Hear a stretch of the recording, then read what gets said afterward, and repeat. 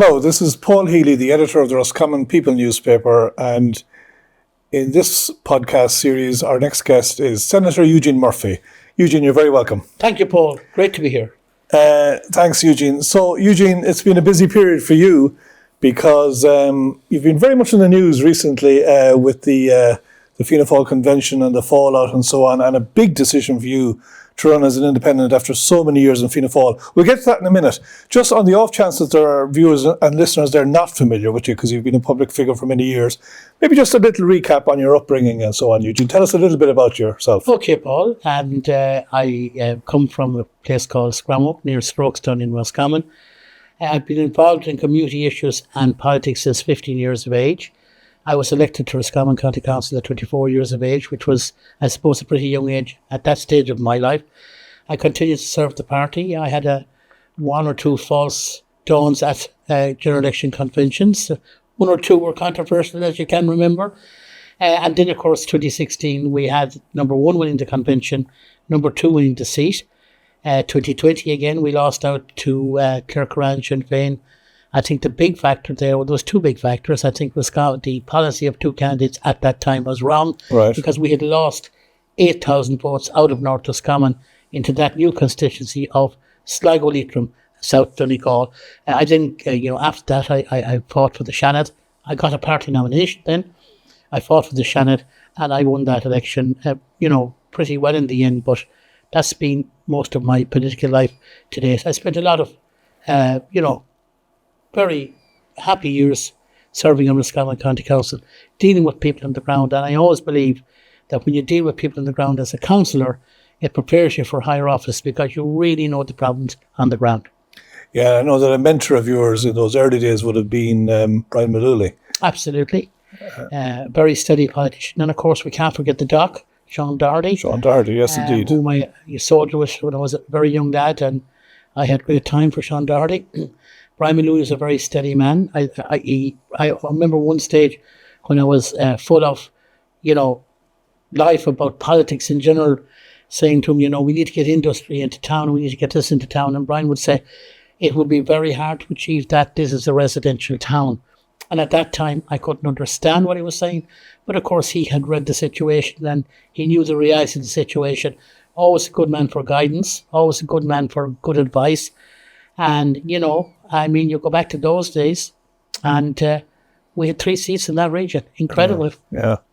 And so your roots are in Scrammock and Strokestown. I mean, viewers and listeners will know that you worked with Shannonside Radio for a long time and that you've been involved in the music industry and so forth. We've gone through your political career there, I suppose, at some pace. Just before we get into detail, why Fianna Fáil, Eugene? Was it that you were from a Fianna Fáil family, or was there a particular reason why you were attracted to Fianna Fáil? No, my father had an interest in politics on the Fianna Fáil side. A very modest man, never fell out with anybody over politics, very fair-minded man. My mother's father, my grandfather, would have been fairly strong Fine Gael. My mother became Fianna Fáil. We weren't a known for political party. But the first thing I started doing was just looking at the registers, who was on, who was off. And I used to remember so well when the council staff would come to me and say, or come to our house, says Eugene about, they would even know that I could tell them, who was deceased, who had left, who should be on the register. And then I got really involved in a lot of community projects early on as well. But the reason Fianna Fáil, Paul, and I think it's a very important question, I started going to common meetings. Yeah. And I think a big mistake Fianna Fáil has made was to get rid of commons. Because at that common meetings, in a very private and personal way, you found out that somebody down the road was in bad circumstances. Some farmer was in bad circumstances. Somebody had a health issue. And once you became active in the party and you were supporting the elected people, this was before I got elected, you were able to, in a very subtle way, approach that family, talk to them about their problem. We've all the social media now and we have to engage in it. Yeah. But so much has been lost. And I describe it now, Paul, as a time we're living in what I call PR politics. public relation politics. And I'll give you one example of that in the present day terms. Right. Where, we have Garda stations that are closed, but somebody upon high decides we'll put a squad car outside that Garda station, we'll turn on the light, and we'll give the impression to the people that it's open some of the time. How insulting have we got to the voters? It's really an issue we have to drive. We insult the intelligence of the electorate so much nowadays, and pure politics needs to be put aside. Yeah, it's a big issue, the Garda stations. We'll get on to that, no doubt. So getting on to recent events, I suppose, Eugene, you've been an Oireachtas member now since 2016. Mm-hmm. TD and a senator, always in the Fianna Fáil colours, obviously, as per your entire career. So then we have this situation which arose in recent weeks where Dr. Martin Daly emerged as the winner of the recent Fianna Fáil selection convention, albeit narrowly against yourself. Can I ask you, and the fall of that has been you've taken a big decision to not having been added on post the convention by Fianna Fáil at HQ level, you've taken the decision to run as an independent. We'll get on to the reasons for that. Just in the build-up to that convention, were you aware that Martin Daly was going to be a candidate? A very short time before it, I was aware, but I've learned since that a lot of activity has been going on in the background for over 6 months. And on one occasion, I think it's just worth mentioning, I found it the most extraordinary situation ever when I brought Micheál Martin down to Lochfuinchina. Mm-hmm. He was and the Fianna if you Fáil always leader, know, when a party leader or a Taoiseach or a Taoiseach comes and gives a press conference, the elected members stand around him.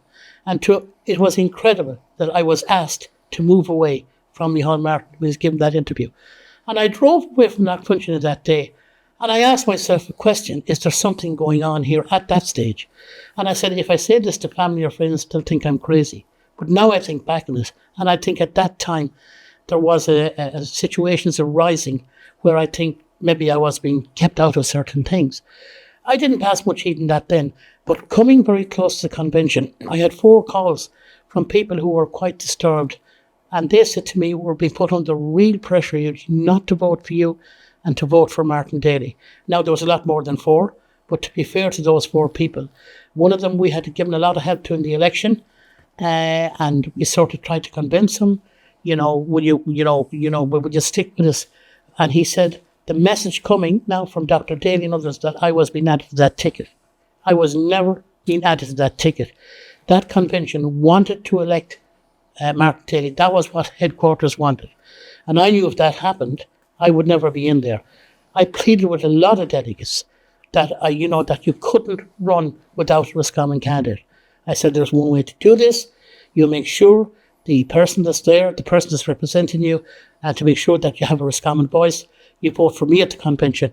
And there's no doubt about it. Martin Daly was at all times being added to that ticket, even if I had won. So are you saying that convention delegates were hoodwinked to some degree in that they voted for Martin Daly, or at least some of them, on the assumption that you would have been added afterwards? Yes. Now let's be clear, Paul. I'm a fair person. The convention was very well ran. And it was the young people, some of them from Fianna Fáil, who ran it. And I watched them in action. And certainly, while there's 1 or 2 votes that I mightn't have happy were cast because their membership had slipped and it wasn't fully renewed again. But in general, that convention was very well ran. I had no qualms at all with the result, even though, as you said, it was close. And at that convention, I and actually my young son both got up and said, we congratulate Martin Daly. He won the convention. But there's part 2 to that convention. And part 2, clearly in that hall, the overwhelming wish of the delegates was that Eugene Murphy would be added to that ticket. And even some of those who had backed Dr. Daly strongly were of the opinion that it should be added. Not them all, but the vast majority. There was 5 very strong speeches made, including Rachel Doherty, who made a very, very important speech, and others. I think like people, very critical community people like Bernie Carney, like my own son, like Malachy Hand, when he would, when he was saying his few words, because he withdrew, he was candid, he actually said that as well. And clearly on that night, I'd say 98% of those present wanted to be added to that ticket. And my reason for that, I don't want it to be about Eugene Murphy, but 82% of the vote in this constituency is in County Roscommon. 18% is in Galway. And for the first time in the history of Fianna Fáil, and I think this is very insulting to the ordinary members who ran the Commons, who paid their £5 in the past to register that Common, who went out and fought, and on many occasions, I can remember when I was going to school in 77 and seeing almost 3 Fianna Fáil TDs elected in Roscommon Leitrim. You remember that, I presume? Yeah. You had Dardy, you had Lane, and Ellis was a couple of hundred votes off it. We had a tremendous follow. Now that dwindled down through the years, but never ever had we a situation where the party didn't run a person in Roscommon. And all I'd say this time, my whole focus in this election is choice. Give the people the choice. Whatever the people decide, I will accept that, but you're taking away choice from them. Yeah, well, just on the issue of the, after that convention and when the Fianna Fáil at HQ level, the National Constituencies Committee announced or conveyed the decision that they weren't going to add you, you had a decision to make at that point. Do you stay in the Fianna Fáil family, perhaps pursue a Seanad bid, stay with Fianna Fáil, who you've been with all your life, or do you, as it were, break rank or leave the party and run as an independent? Was that a very difficult decision? Very difficult, Paul, and I'll come back to that. But I think there's one and maybe 2 important points I want to make, just going back to where we were a few minutes ago. Prior to that convention, I was called into headquarters, where I met with the General Secretary, Sean Dorgan, and one other. And, I was clearly told I wasn't going well. They gave me the results of a poll, which I have. Mm-hmm. That poll showed me almost on 17% from Tarmanbarry to Boyle to Ballyhadree. Right. And they said the poll numbers are bad. And I said, how do you mean? Well, you're only on the 16, to be honest, I think it was 16.9%. And I said, hold a minute, if you go back to 2016, I got elected on a 15.3% first preference vote. This is almost 2% higher. So I bored holes in that. And then they said, well, you're only on 5% in Ballinasloe. I said, lads, when I get into my car at my house, I am 45 miles from Ballinasloe town. You know the geography. Mm-hmm. Yeah. It was clearly a case of people using an argument who either didn't know the geography of the constituency or were just using it as an excuse. In fairness, when I said that, I said, if you look back in the years, I said, I never had more support than 4 or 5% up there. And then they said, well, fair enough, but Monksland, you're only on 6%. I said, Monksland is 30 miles from my home. I said, where the seat can be won, in the north, east, west Roscommon area, I said, I'm on almost 17%. I found that incredible. I really did. I couldn't believe it. I thought it was a weak argument. And basically those people told me I was better to leave the race, not to go to convention. But in fairness, they did say it's up to yourself. Now, there was 2 people from the party associated with the party in this county, I'm not going to name them, had met me prior to that. And this is why I think now, when I put everything together, this was all plotted way back. In my opinion, I was moved aside by people behind the scenes 6 months ago, and totally kept out of any discussions on it or any proposal being made to me. And it looks very underhanded, to be honest, and I'm saying that quite openly. So those 2 people met me at a certain venue, right, and they clearly were very negative about my chances at the convention. In fairness to one of those people, the more I argued my point, and I brought a family member for proof of all that was said. In fairness to one of those members, the more I argued my point, that person said, well, maybe you're close to the delegates. And I will give you the exact reply, Paul, because I had my delegates counted. I said to that person, I have 100 delegates, but I cannot guarantee one more. I ended up with 98. Now, after the convention then, I mean, when there was a little bit of, annoyance about the way it worked out and they weren't adding me, somebody spread the rumour like that my family and some of the delegates didn't occur. Now, I don't want to go into that. We have sickness in our family at the moment, and we had 3 delegates with a daughter away who was a delegate. She couldn't vote. But the rumour was spread, well, the Boyle delegates didn't turn up. 93% of the delegates from the Boyle electoral area turned up. And if you broke it down to Rooskey, Stramoe, Strokestown, Tarmanbarry, Slattery, Glass, 97% turned up. So that argument fell flat in its face. So to go back to what you asked me, it was a huge decision. I had sleepless nights over it. I thought of all the good friends I had in the party, and I had a very good working relationship with ministers here. I mean, around this town, it started with things that occurred over the past 4 years, where I actually brought ministers down. There's a huge investment in Roscommon CBS, millions. You have the monies for the Roscommon Gaels. You have the monies for the golf club. You have now there's issues over public realm. There was considerable money, but probably one of the most important pieces of infrastructure in this town, which I worked with Darragh O'Brien, only months after the government was formed, was the new wastewater treat system, which is really important for the profession of this town. There was 20 million spent on that. We have the Sacred Heart Hospital. That's a 36 million euro project that I worked with Mary Butler. So right around this county town, there is so many examples of work that I got done. But to leave that aside, I had to take all of that into consideration. I had to take that, on board. I spoke to family, of course. I spoke to friends. And I found an amazing, even with Fianna Fáil delegates, realisation, maybe particularly when they said the word to me, if I go independent, will you back me? I found huge support. And I've had that support on the ground since. And that's very, very, very reassuring. And look, people are saying to me, you're always there in the community. We don't think it's right what was done. Yeah. And we're canvassing like mad and we're getting that great reception. But there's no doubt about it, it was a huge, huge decision. You don't be with a party for up to 40 years and, just break from it like that, Yeah. Having said that, Paul, some of that parliamentary party, including ministers, have kept in contact with me. They felt I was left in a very, very awkward position. And to be honest, Fianna Fáil left me with no option. And it is really important to say, because this has been circulating the last week, I was not offered a Shannon nomination. I was just going to ask you that question. Like they left you with an option insofar that you could have accepted the situation and remained in the party. That was one option. Another option was you could have ran for the Shannon with or without the green light from Micheál Martin. I mean, did you look for assurances from Micheál Martin about in the event of him being Taoiseach about being nominated for the Shannon, or did you look for the Fianna Fáil stroke Micheál Martin support in the event he was running for the Shannon? So I think I'm really glad that you're asking that question, and I want to make it very clear to you, and I think people see me as an honest broker.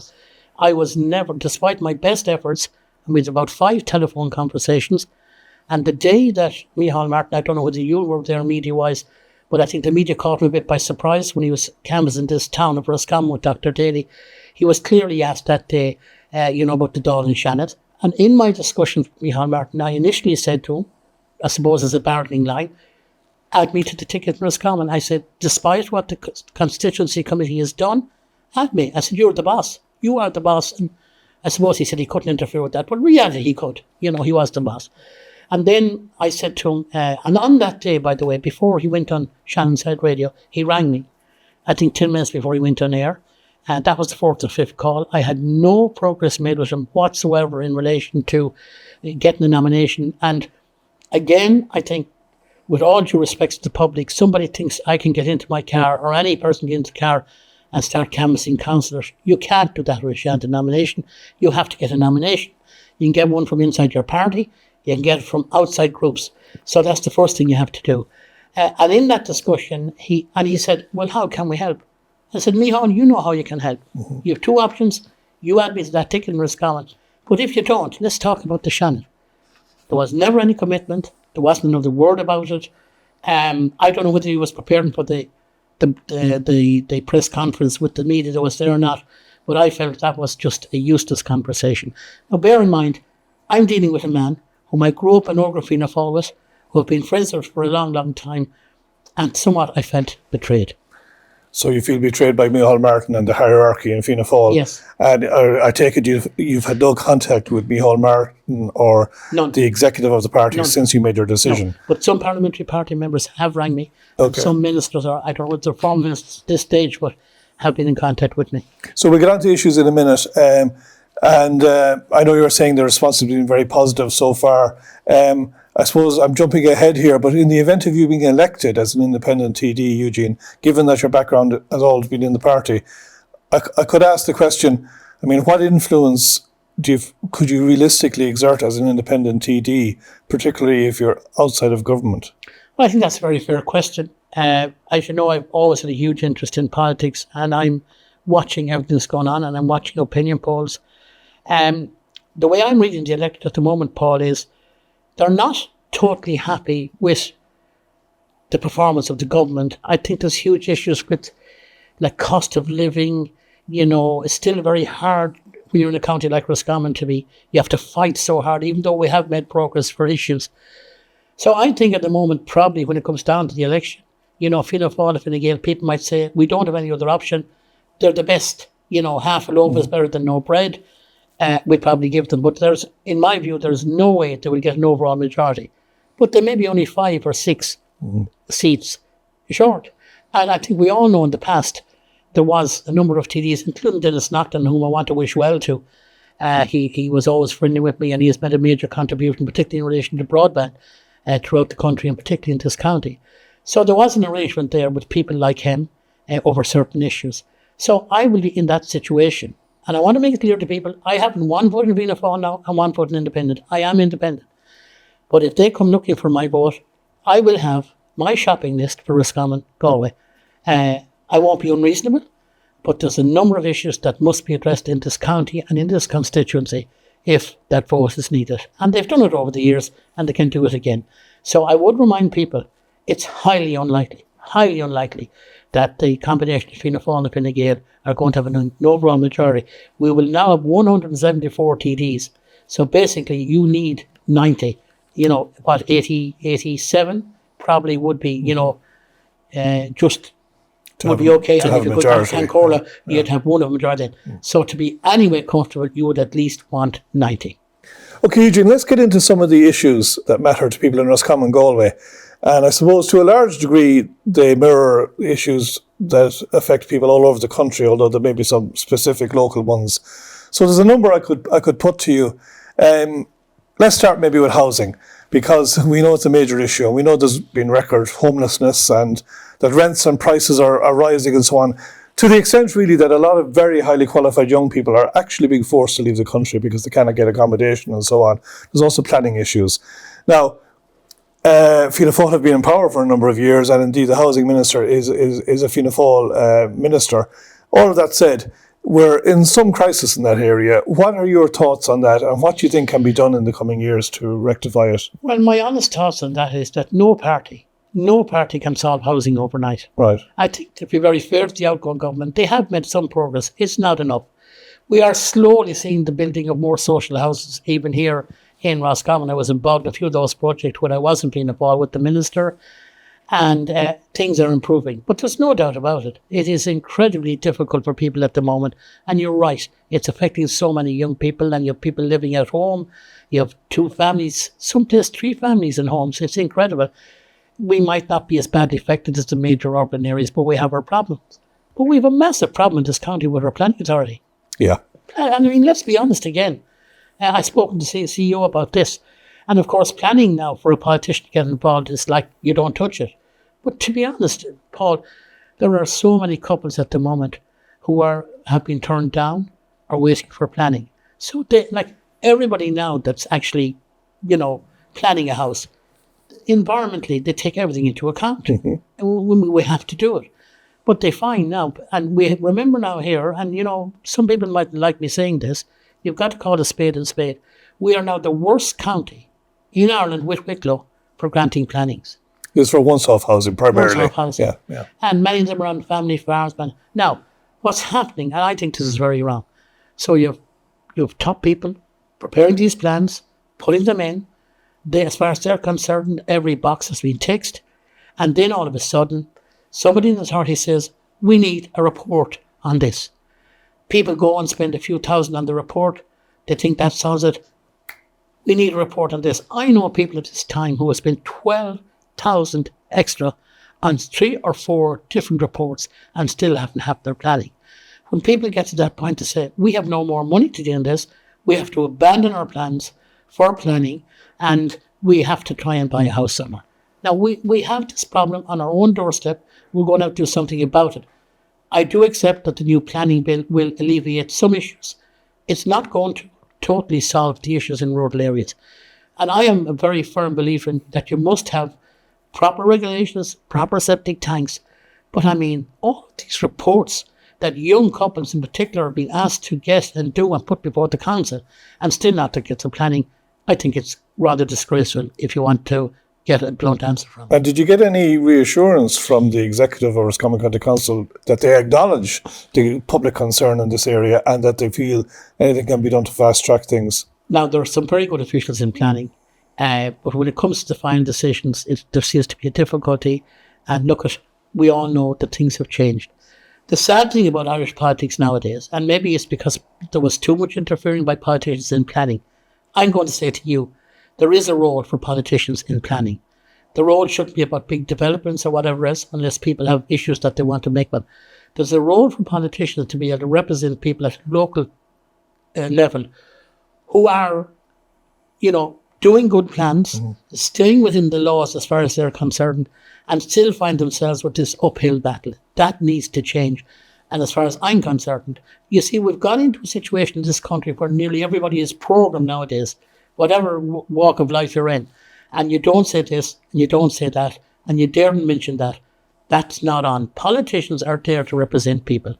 And I know in the past, there was many, I suppose, issues about planning, which weren't nice, admittedly, involving politicians. But I think the vast majority of councillors, senators, TDs, when somebody comes to them to represent them on a one-to-one basis, I think that has to be recognised, has to be looked at. I'm not saying that doesn't happen, but it's very hard to make progress. I mean, in relation to a pre-planning meeting now, you can't have it in the office. It has to be online. Right. There's all these things. Now, most people can live with that. A lot of young people are into online, but I'm only saying how difficult the whole process has become. Yeah. But overall in housing, Paul, we have a crisis. But any party, no more than hell, that tells you we can solve this overnight. People can. I mean, this thing about targets. Why would you up your targets when you can't actually reach them in the year they're in it?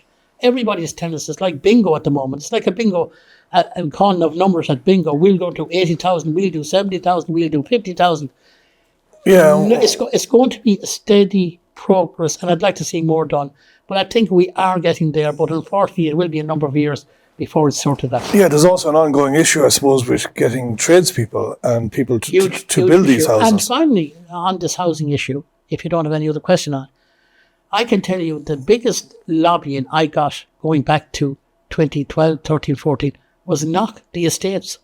Knock several estates in County Roscommon. Knock the ones that were in Scrammock, which people, every one of them are full. There's not a house to be got.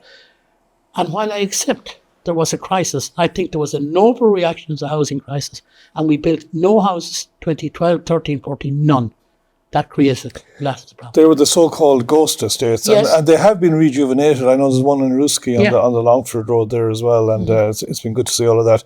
So on the wider issue then, Eugene, of rural Ireland and the ongoing, I suppose, development of rural Ireland, I mean, I know there's a lot of good things happening and so on, but we have seen a lot of closures of shops and post office branches and banks and pubs, and there's issues around that. And young people, again, I suppose, going to Canada and Australia and so forth. So is there still a sense that maybe there's some decline going on in rural Ireland and that there's a lot of issues to be addressed there? And what are your thoughts on that? Without question. I mean, by the way, I also want to know there's a huge issue presently with crime in our county, and I don't want to put fear into people, but we had another incident this weekend, shocking incident where two young lads were attacked, allegedly, when they saw out of a car that looked suspicious. I mean, a frightening experience for the lads. But to go back to your question, so many of our shops are in bother. But I think there's a number of issues. Now, the minimum wage is costing small businesses a lot of money. So let me be clear, we all want to pay people properly. We all want to give minimum wage. And this is something I argued very, very strongly at our parliamentary party when I was in the party. The government needed to compensate small business back for the minimum wage, and they haven't done that. Now remember, many of these are the shops that are giving work to students during the summer, providing a service late at night when you won't get, giving credit to people which you won't get in the big supermarkets.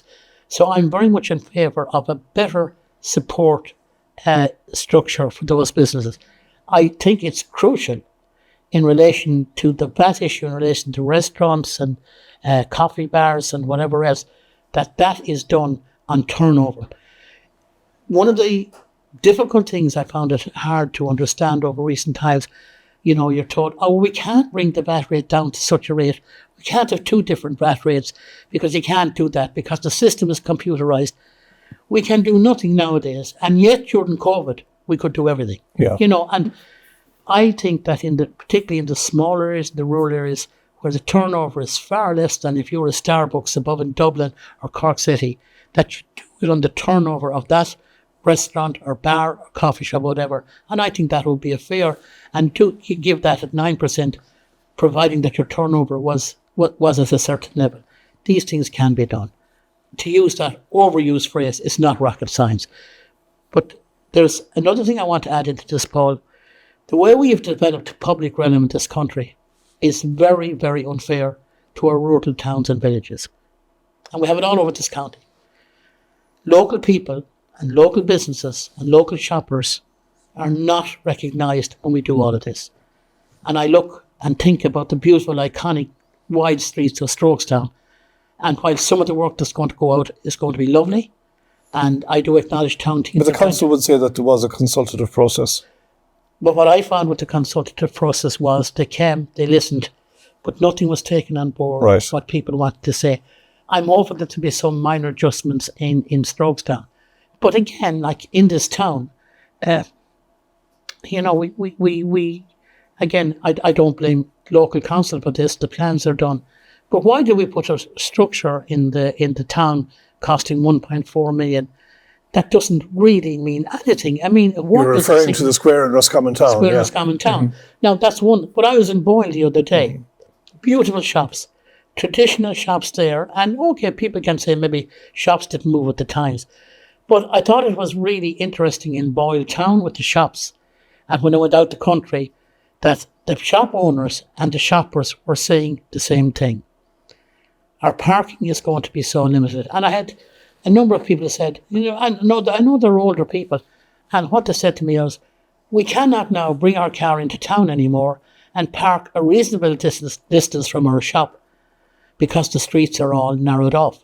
Now, I think public realm is a good thing, but it's the way you do it, it's the way the changes you make, and you must take on board what the people are saying locally. You're not going to be able to please everybody, we all accept that, but I think it's wrongly done.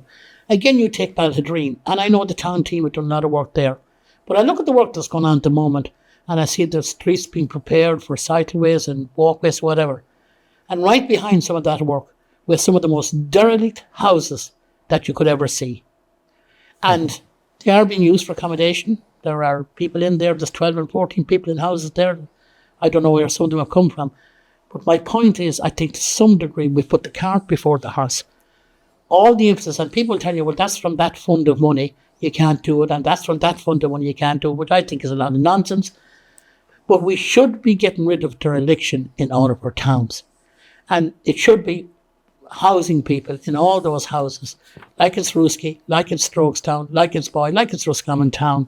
I mean, I was astounded going through Castlereagh and Boyle. I thought I knew the area as well, but the amount of dereliction is utterly shocking. So my view about this and what I would like to see, and it will be actually a red line issue for me in the way we go forward if my vote is needed, we have to prioritise dereliction. And when you prioritise dereliction, you're actually going to provide more houses for people and you're going to put the heart and soul back into those towns. But why spend millions on streets when you don't have a plan, a real plan? Now, I know politicians are now promising, we're going to have this scheme to do up houses in towns. There was talk about that before. Okay, let's see it happen, but that should be the priority. Well, Eugene, are TDs and senators in rural Ireland or anywhere in Ireland from a backbench position or from an independent position really being listened to? Because just as you're speaking there, I'm thinking Roscommon Post Office is gone, effectively. And we were told there would be a big campaign to try and keep it. The Quishley Centre closed a couple of years ago, and again, there was marches and campaigns. A number of years back, we had the closure of Roscommon A&E. So I'm generalising here, but some very significant facilities, the Rossalee unit, some very significant facilities and service providers have closed in the last number of years. While you've been an Oireachtas member and while your colleagues have been in the Oireachtas from different parties, it does beg a question, can we resist the change that's happening? I mean, have we been? We haven't been effective on some of those No, we campaigns. haven't. I'll be very honest with you. The system is not working. And, all those politicians shout about it, but that's not enough anymore. We're going to have to be strong on this. And if we get an independent voice, we're going to have to demand change. And you're right. I mean, I had Jack Chambers. Now, in fairness to Jack Chambers, he did stall what's happening here in the post office. That's all gone now, I'll be honest with you. And while I have no issue with the family that's taking that over, I know they'll do a very good job. It's absolutely appalling that we've closed that building after spending millions on the square. We closed an iconic building that meant so much to people. All these things around. Now, look, I'll be realist as well. In some small towns, the only way to serve your post office or to have a service post office is get into the shop. But I remember discussing that with Jack Chambers at the time, and he and I agreed on one thing, that no county town should lose its post office. And really and truly, we should have left some service there for the people. People say it's not about sentimentality, but it is in a way. And these are, I know people say Don Post are no longer a semi-state body. They're getting a lot of government support still. Yeah. Again, something the former Minister Nocton was involved in, I have to say. But they are getting a lot of government support. So I just think it's a pity the way things are moving. But I fully agree with you. As things stand, none of us, it doesn't matter whether we're in opposition or government, we're not effective. But on the other hand, we are able to get things like the Sacred Heart Hospital unit. We are able to get extra money into our county. But there's a lot of services, and I think that's why a lot of people are unhappy. There's a lot of services going from underneath us, and that is a pity. So let's there's a couple of important issues I want to raise, but two or three in particular. Let's talk briefly about rural crime, because it seems to have spiraled in the last few months, or certainly in as much as perception is everything. Whether the figures are up or down, the public are fearful. And I don't want to dramatise it, but there is concern and some fear out there. We've had a spate of burglaries that you referenced earlier. Can anything be done about that? Yes. And you're not being dramatic. And I know you have to be always careful about not to frighten people. But what happened in Tulsk, where criminals took over a national primary route while their colleagues robbed a couple. This is desperate. Castleblanket, where that poor woman was looking with her elderly mother and her child, looking across at the family business being broken up by thugs, and afraid for her brother and his family in that business. And we've said, and a lot of farmers are not actually... With no Garda resources available at the time of that incident in Castleblanket. No, and the point is, we're now talking about extra guard in the Ballydreen area. Right. That's going to be a temporary measure. Mm-hmm. And they'll be taken from within the system. It's nothing new. Now, here's a couple of things that have to change. And again, you know a lot about the Ruski area. So there was a time, so if you were in Tarmanbarry or Ruski, and there wasn't a guard available, and an incident occurred, Longford Gardaí shot out to places like Tarmanbarry in 6 minutes and then. Now Gardaí have to come from Castlereagh. No station open in Strokestown. If there's no guard around there, there's no guard in that vein. It has to come from Castlereagh. It's up to 45 minutes maybe to get there to deal with an incident in Tarmanbarry. I met 2 Gardaí recently. One night I was on my lottery duties a couple of weeks ago in Strokestown, and they were just driving around the town, and I do feel sorry for Gardaí because they're totally frustrated. And they were coming in an area from Castlereagh to Strokestown to Tarmanbarry, back to Origna, back to Boyle. 2 guards. And as they pointed out to me, if we're called to an incident in Origna now, it takes them quite a while to get, and even longer from Castlereagh to get to it. So I want to see back a situation where, for example, Roscommon Town Gardaí now have to go to Ballyleague. Yes. That was always served by Leinster. So this crazy thing where somebody came up with the idea, and in fairness, it wasn't this last government, it's gone back a period of time that this was developed. So this situation where a county must be a county, and no way a guard can come in across a river or across whatever, a boundary from another area is ridiculous. It is utterly ridiculous. The second thing we have to do, and I think the Commissioner in particular, the Minister has a difficulty here. I know people say she's weak and all that in her job, but she has a difficulty because the Commissioner is the Commissioner, and people don't want interference. I think there's a huge gulf between Gardaí and the present Commissioner, and I remember speaking out about the bike issue, where a poor Garda went through absolute hell about the bicycle issue. People forget about these things. And there are quite a number of Gardaí who are off duty at the moment because of very minor issues. No fraud, no corruption, minor issues, and they're on suspension. And I think that needs to be solved. That is sucking the morale out of the Gardaí. People who have done wrong in the Gardaí have to be dealt with.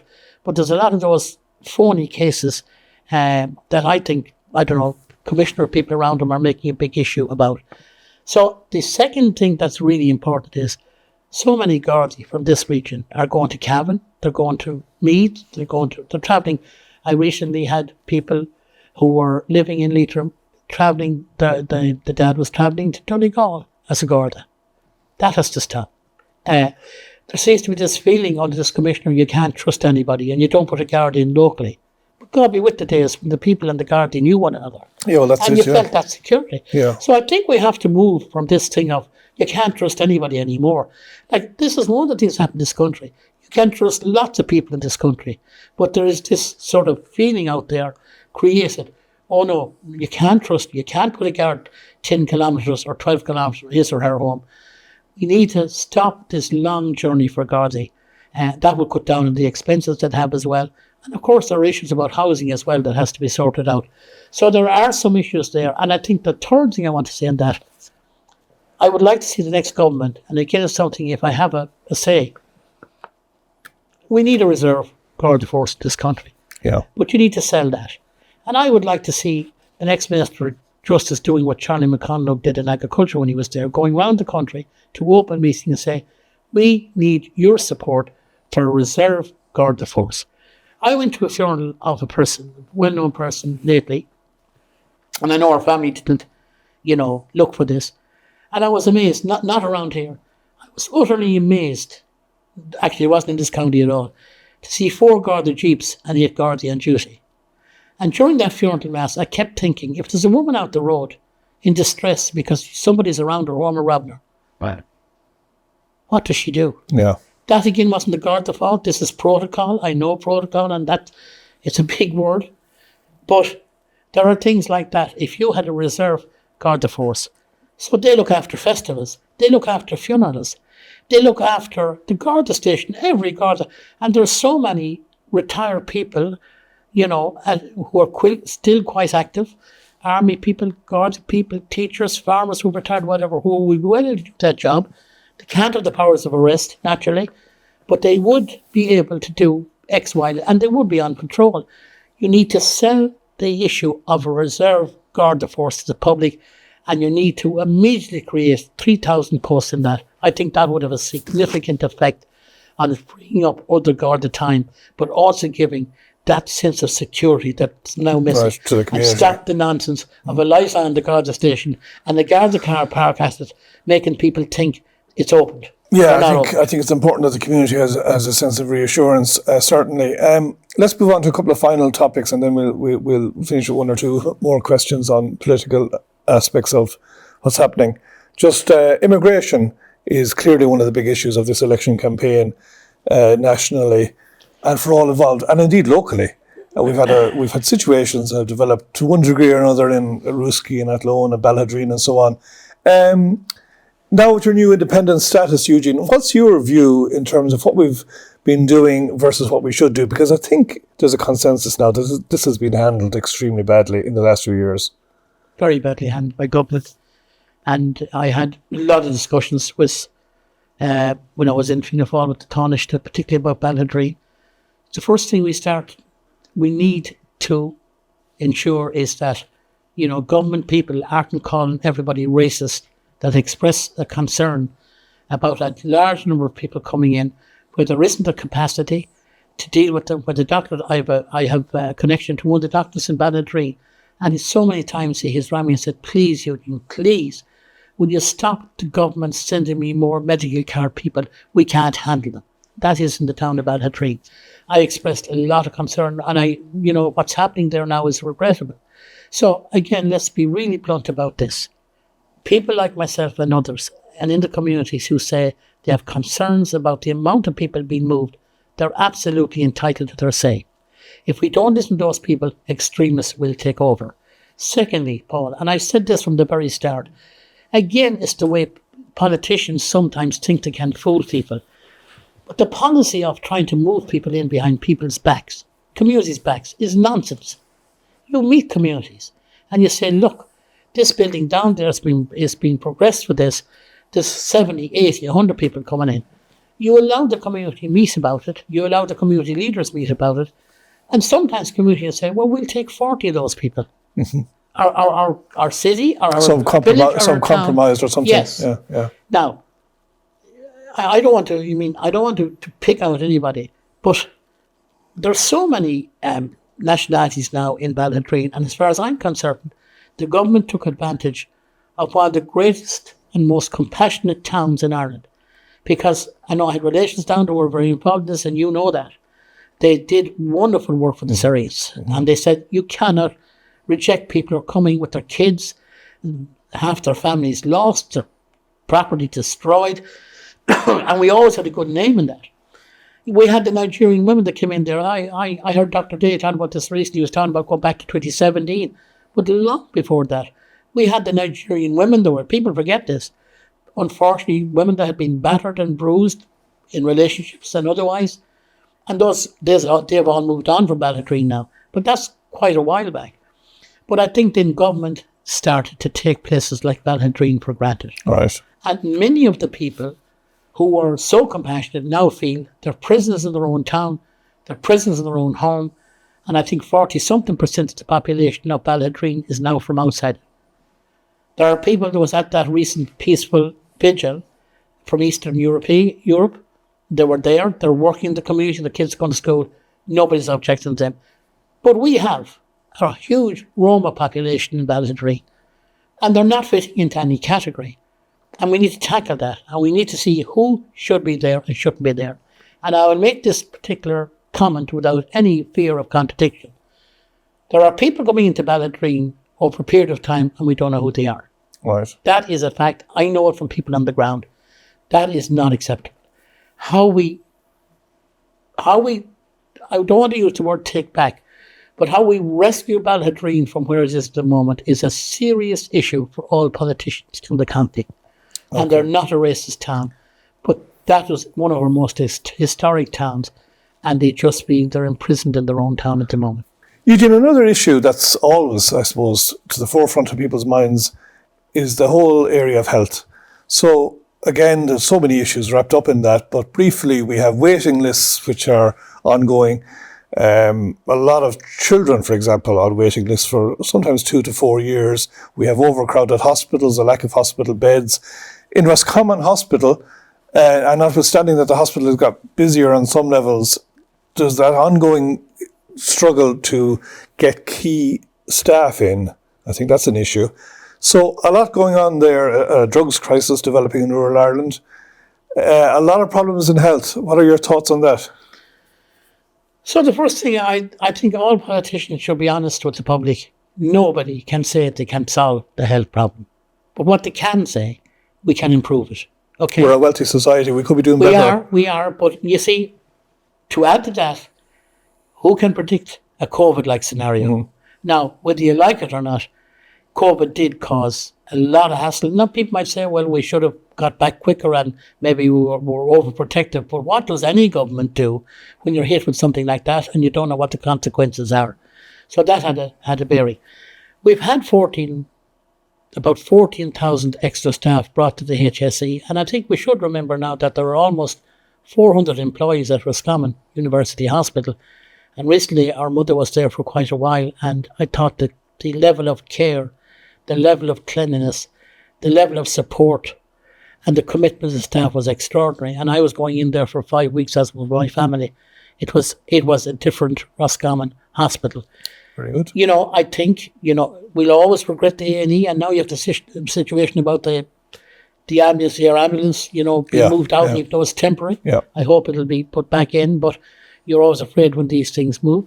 And you're right, there's some staff vacancies that haven't been filled. I think we're always going to have a fight with the hospital. We're always going to have to be there trying to do our best for it. I think it will be very important, and I know that one of the things I recently brought up in the Shannon was the new rehab unit. That's been going on since 2016, 2017. And indeed, the President Taoiseach was the man who announced it and funding for it. But it's very, very slow. And this seems to be stalled. That's another big issue for me. As I said already, we have the Sacred Heart Hospital 50-bed unit. That's a €36 million project. Yeah, very positive development. But Yeah. I think it's very fair to say the HSE were very good at that. Now, there was issues again with planning. I think it was the flight of the bat to the castle out there was an issue. And look at their environmental issues. We got it solved, and we got it. That's underway, and it's great to see. Mary Butler announced it some weeks ago, but look, it's great to see that going ahead without any delay. One thing that concerns me a lot is the delay in reissuing medical cards or deciding on medical cards when people are really sick. I find some of the delays very unnecessary. Why are people kept holding on for months? And again, so you're told that your application isn't right or something is missing, and you have to reapply every doctor's letter, every consultant's letter. Everything has to be put in again. I mean, that wouldn't happen in the past. We're supposed to have all this stuff up now, and stuff got lost in the past, but in general, it didn't happen. I am very concerned about mental health, but I think there is something I do want to say. I think the opening of this new Discovery College in Castlereagh to deal with mental health issues is an extraordinary development. And at that opening, I noticed a number of people who spoke who are now employed down there, who came through very difficult times, many young people with anxiety. And I think we should also, realise we all can suffer from anxiety. Mm-hmm. And anxiety to me isn't mental health, but it can develop to that if we don't listen to people that have anxiety. But I think that college could be a really, really big changer, a big game changer in all of this, because listening to people who had been there over recent months, getting support, I found it very, very positive. Some of them are employed there now in it. Yeah. It seems to be a good idea, but that we definitely have to up our game in relation to all mental health issues. There's a huge problem with GPs. It's unbelievable out there on the campus. People cannot get GPs. I've met a couple recently in the Boyle region, 5.5 years waiting to get a GP. I was able to fix up somebody recently in Boyle who had been waiting a few years for a GP. This should not be happening. I always thought the method of the Now Doc, West Doc should have been more localised. So what I would say, for example, take this area. So you go from Roscommon to Ballyleague, down to Tarmanbarry, Ruski, Strokestown, Elphin, 4 miles. Now there are about, I think, 14 doctors in that region. And we should have a centre at the weekends where people having to go, making a phone call to a secretary first, waiting for a nurse to come back, and then having to travel a fair distance to see a doctor. And most of the time they will tell you, well, maybe it's only Calpol you need for the child, or maybe you don't need to come. And you nearly always, because I'm talking about the past, our kids have grown up now, but the experience was always like trying to talk you out of going to the GP. But we should have that more localised. Right. And, we need GPs very, very badly. I see in Strokestown again now we're going to be looking for another locum. We probably will get that locum. But again, it's all short term. Yeah. This is the problem. We'll just move on then. 2 final questions. Briefly, online abuse for the politicians and the wider public. That's a growing concern for a lot of people. What's your thoughts on that? Well, it's bad, and I've suffered myself with it. I don't make an issue of it. I think the press were very fair in the way they reported it. My concern isn't for the people themselves, it's your families. It's friends. I would be really honest with you. I think this is going to be very hard controlled. Yeah. There's all talk about finding these companies, and a lot of these companies are established here with thousands of jobs, and I don't think government, while there is regulation there, I don't know is government going to be able to really, block this out the way that it needs to be blocked out. It's doing a lot of damage to young people as well. It's a challenge. Yeah. And I think there's no simple answer to it, to be honest. I suppose parental control comes into it in terms of very, young people with phones and the internet and so on. The election, Eugene, is happening on the 29th of November. As you look into the remaining days of the campaign, are you confident of being elected? I think we're in a great chance fighting for the third seat. Right. I do think it. I think, it could come down to 4 people, and I think I'm in as good a chance as any of those people. I found the reaction on the ground phenomenal, and, the nice thing is people go back saying, you sorted out that passport, you sorted out something for a kid, you sorted out something for a community. Now, you always get the one or two who say, you didn't follow up on that, and that's part of it as well. But I am very positive. I'm just overwhelmed, as are my family, with people's response to the situation. I'm not a person that you tell go back into the table there now and take out your drawing book and paint up with your crayons. I'm not that type of person. I have that, thank God I have that resilience, and I feel confident, but not overconfident. We're canvassing like mad. I'd say we're putting in a bigger campaign than anybody. And look, we hope, particularly for the sake of County Roscommon, that I get that seat. I think I will be a strong advocate. I always have been. And sometimes when you speak your mind, within a party, it's probably more difficult. And we fall out with nobody, and we won't. And every candidate deserves respect. We had an unfortunate incident over the weekend where a lot of our posters were taken down over a wide area, not damaged, taken away, not to be seen. I don't think that should be happening to any candidate. And when you're not in a party, you're paying an awful lot more because you're doing it yourself. And I don't like that type of thing.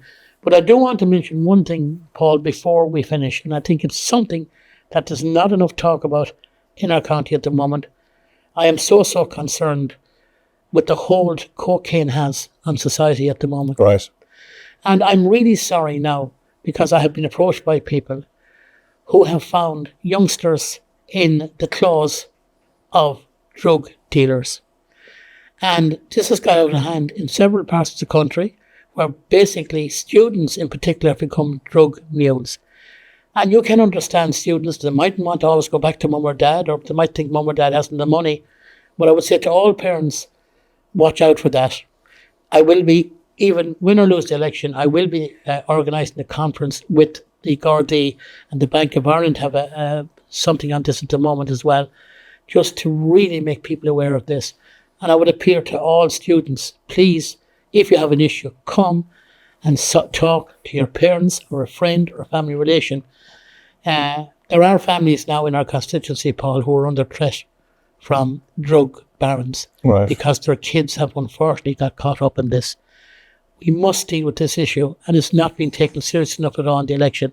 It is so worrying for me what is happening there. We can all talk about seats and our profiles, but we need, most of all, to protect these young people, because young people need money. I think anymore you don't say to people, money doesn't grow on trees. You say to them, if you have an issue, come back to me, we'll sort it out. You might be happy if they squandered the money. But more and more people are being caught in the claws of these drug dealers and their young people. And I would say to the people, I'm sending out a warning now. We need to tackle this. We need to embrace the young people and say, look, come on this journey with us. Don't go down that road. The consequences of this for families and students is shocking. And I know it's having an effect on families at the moment and some students as well. Yeah, well, I know people will endorse those thoughts.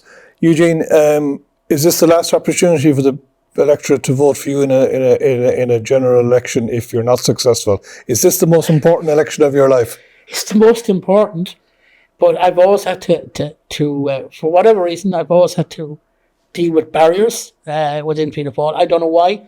My family don't understand it, my friends. I work hard. I mean, as you mentioned, I was in radio for a while. I used to teach horticulture one time. But I gave everything up to focus on politics because it is such an honour when people go in behind that little box and privately vote for you in thousands. It's extraordinary. And without being bragging, I think I can gather votes. You can have the greatest star ever if they can't gather votes. It's no good. But I have dedicated myself to that. But you never say never. And if there was an election in 6 or 9 months, it'd be a terrible thing now to have it on the record that you said to Paul Healy, this is my last opportunity. Well, we'll acknowledge that, so you're not going to walk yourself into that. Eugene Murphy, long time in Fianna Fáil, long time in public life, now an independent candidate in the general election. Pleasure to chat to you, and we wish you the very best of luck in the campaign. It's been an absolute pleasure, Paul. Thank you very much. Thanks, Eugene.